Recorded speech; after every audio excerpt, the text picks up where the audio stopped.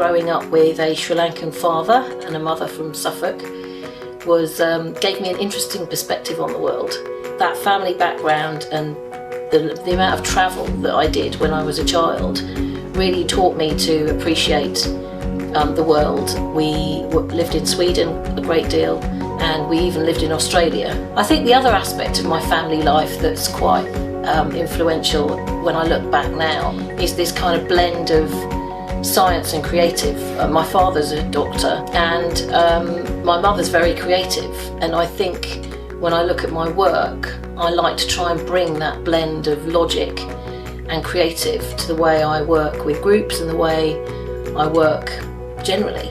The sort of circle that I'm making in my work right now is the link between my engineering and project background, which seems very different to the work I do now, but actually I see a real connection. So I used to be a project manager, designing and installing power systems. The act of project managing those projects, needing to pull people together to deliver things on time and on budget, I think was probably the start of my facilitation career. So I love reading. The business book I'm reading, actually I'm rereading, is a book by Fons Trompenaar. He's a really interesting guy that specialises in cultural awareness and diversity. Just recently, I've sort of found myself in situations where I've been referring to his work. I was never a massive fan of history at school because I didn't have a very good memory for dates.